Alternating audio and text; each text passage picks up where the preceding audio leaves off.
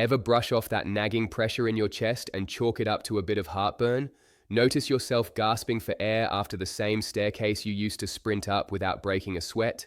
Find those late night hours stretched longer because your mind won't calm down, and there's a curious flutter tap dancing inside your ribcage. Or maybe it's just relentless exhaustion, the kind that sinks into your bones and refuses to budge, no matter how many cups of coffee you pour down. You tell yourself it's age, it's life stress, it's normal. But suppose it isn't. Suppose these are quiet signals from your most faithful muscle, your heart, warning that something's wrong. Suppose the harmless routines we repeat every day are, in fact, stealthy wrecking balls methodically chipping away at our strongest engine. If any of this rings true, stay with me. This video isn't here to frighten you, it's here to empower you, because recognizing the problem is the first step toward fixing it.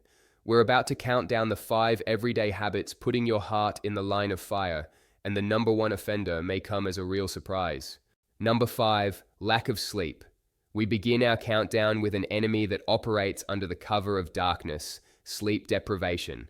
In our hustle culture, especially for those of us over 40 juggling careers, family, and financial pressures, sleep is often the first thing we sacrifice. We see it as a luxury, a commodity we can trade for a few more hours of productivity or a late-night movie to unwind. But the truth is, sleep is a non-negotiable biological necessity, and when you consistently shortchange your body, your heart is one of the first to pay the price. Think of your body as a high-performance vehicle. During the day, you're driving it hard, accelerating, braking, navigating traffic. Nighttime is when that vehicle goes into the garage for essential maintenance. It's when the engine cools down, the fluids are recalibrated, and the microscopic damage from the day's journey is repaired. When you don't sleep, you're essentially telling your mechanic, nope, no time for that, and getting right back on the highway with an engine that's still hot and parts that are starting to wear. So, what's actually happening inside your chest when you're staring at the ceiling at 2 a.m.? First, let's talk about blood pressure. During a normal night's sleep, your blood pressure naturally dips. This is called nocturnal dipping, and it's a crucial period of rest for your cardiovascular system. Your heart gets a break from pumping so hard, and your arteries get a chance to relax. When you are sleep deprived, this dip doesn't happen as it should. Your blood pressure remains elevated for more hours of the day. Imagine constantly revving a car's engine for 20 hours straight instead of 16. Over weeks, months, and years, this sustained high pressure puts an incredible strain on the inner lining of your arteries, making them stiffer, less flexible, and more prone to damage. This condition, hypertension, is a primary driver of heart attacks and strokes. Second, a lack of sleep throws your crucial hormones completely out of whack. It triggers an overproduction of cortisol, the infamous stress hormone. We'll talk more about cortisol later, but for now, know that it signals your body to go into a state of high alert. This means your heart rate increases and your body is flooded with glucose for a quick energy burst.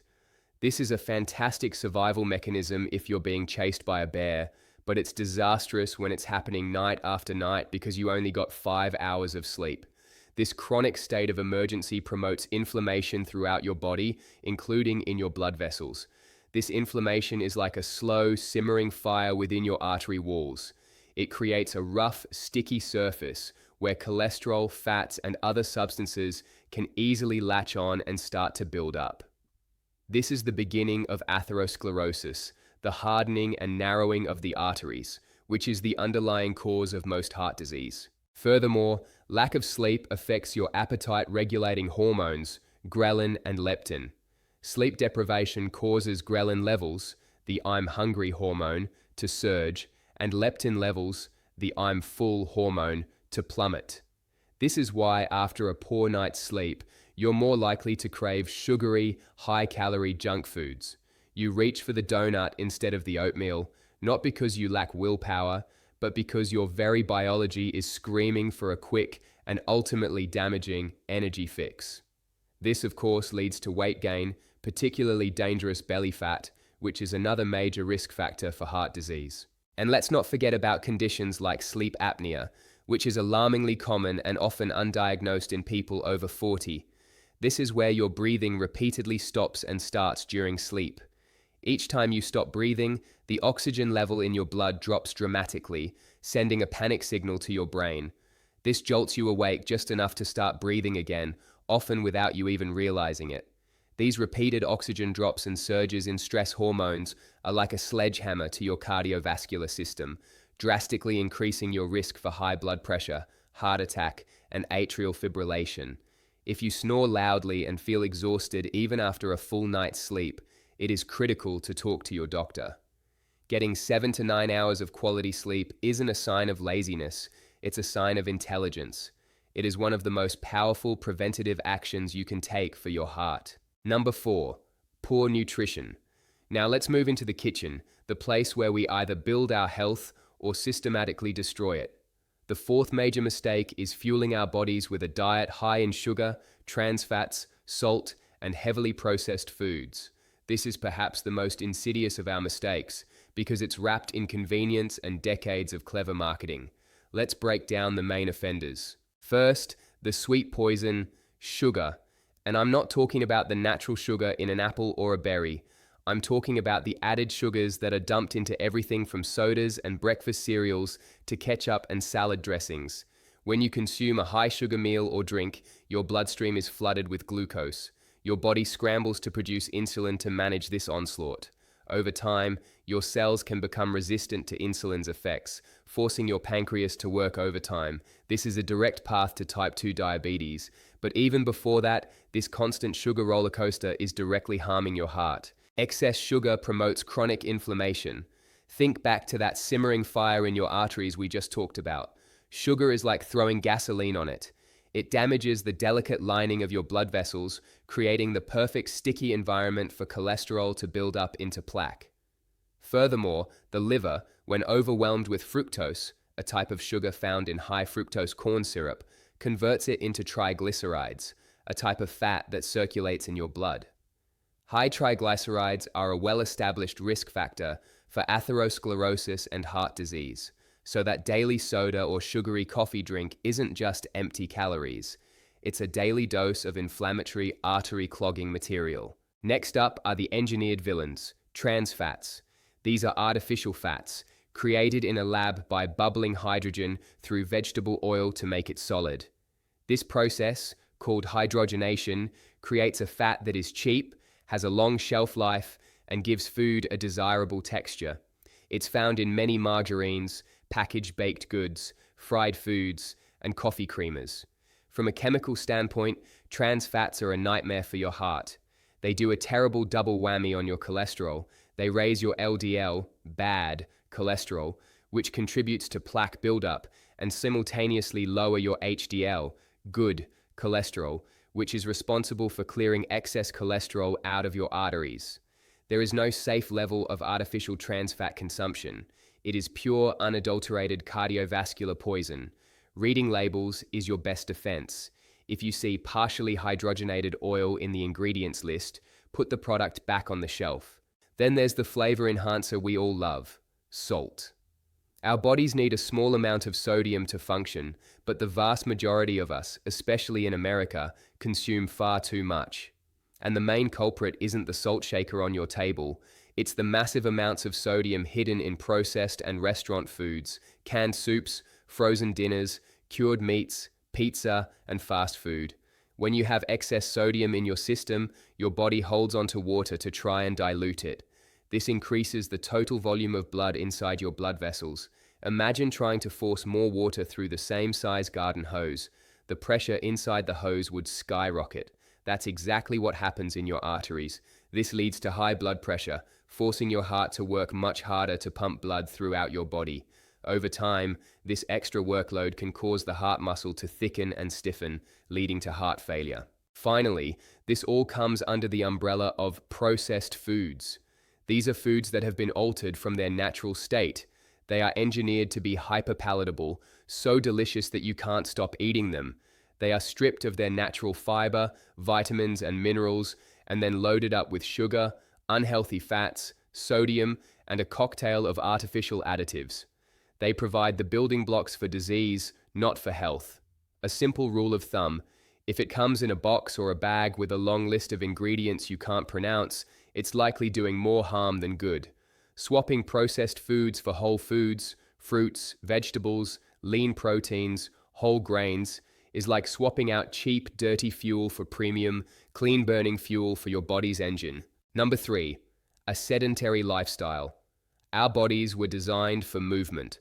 For millennia, human survival depended on hunting, gathering, and farming, activities that kept us physically active throughout the day. Today, for many of us, our reality is the exact opposite. We sit. We sit in the car to commute to work. We sit at a desk for 8 hours. We sit on the couch to watch TV in the evening.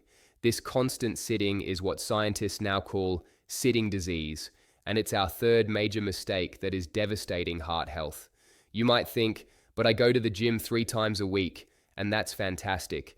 But research is showing that even regular bursts of exercise might not be enough to undo the damage of sitting for 10 or more hours a day. The problem is the prolonged, uninterrupted periods of being sedentary. Let's paint a picture of what happens when you sit for hours on end. First, your circulation slows down dramatically, especially in your legs. Blood flow becomes sluggish. This can lead to the pooling of blood, which increases the risk of blood clots forming in your deep veins. If a piece of that clot breaks off and travels to your lungs, it can cause a life-threatening pulmonary embolism. On a more chronic level, this sluggish flow means your body isn't as efficient at clearing fats and sugars from your bloodstream. An enzyme called lipoprotein lipase, which is crucial for breaking down triglycerides in your blood, essentially switches off when you're sitting, so those fats just continue to circulate, waiting to be deposited in your artery walls. Second, a sedentary lifestyle promotes weight gain and metabolic dysfunction. When you're inactive, you burn very few calories, making it incredibly easy to fall into a calorie surplus and gain weight. This inactivity also contributes significantly to insulin resistance. Your muscles are major consumers of glucose, and when they're not being used, they don't take up glucose from the blood as effectively. This, as we've discussed, is a cornerstone of developing type 2 diabetes, which in turn dramatically increases your risk of heart disease. Third, your blood pressure and cholesterol levels are negatively impacted.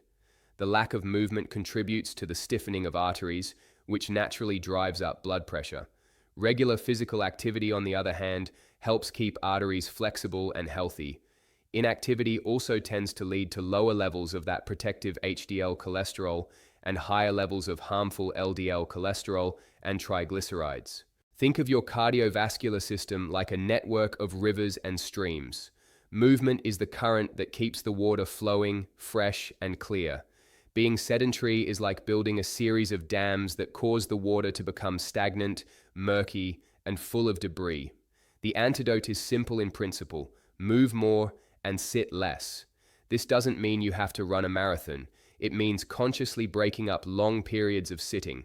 Set a timer to get up and walk around for a few minutes every hour. Take the stairs instead of the elevator. Park farther away from the store entrance. Do some squats or stretches during TV commercials. Go for a brisk walk during your lunch break. These small, consistent movements add up. They keep your blood flowing, your muscles engaged, and your heart happy. An active life is a life where your heart doesn't have to struggle against a tide of stagnation. Number 2, smoking. If the previous mistakes were silent wrecking balls, this one is a controlled demolition. There is no ambiguity, no gray area when it comes to smoking and your heart. It is, without a doubt, one of the single worst things you can do for your cardiovascular health. Every single puff of a cigarette unleashes a toxic storm on your body. Let's be brutally clear about what happens the moment you inhale. Instantly, the thousands of chemicals in tobacco smoke, not just nicotine, but carbon monoxide, tar, formaldehyde, cyanide, enter your bloodstream and wage a multi-front war on your heart and blood vessels. The first front is the direct damage to your arteries. These chemicals are corrosive. They physically damage the smooth, delicate inner lining of your arteries, called the endothelium. This damage creates rough, inflamed patches, which are like magnets for cholesterol and other cellular debris. It's like intentionally scratching up the inside of a pristine pipe, making it incredibly easy for gunk to build up. This process is the very definition of atherosclerosis, and smoking puts it into hyperdrive. The second front is the assault on your blood itself. The carbon monoxide from smoke displaces oxygen in your blood. Your heart, starved of the oxygen it needs to function, has to beat faster and work harder just to supply the same amount of oxygen to your body. This puts an immediate and unnecessary strain on the heart muscle. At the same time, smoking makes your blood thicker and stickier. It increases the activity of platelets, the tiny cells responsible for clotting.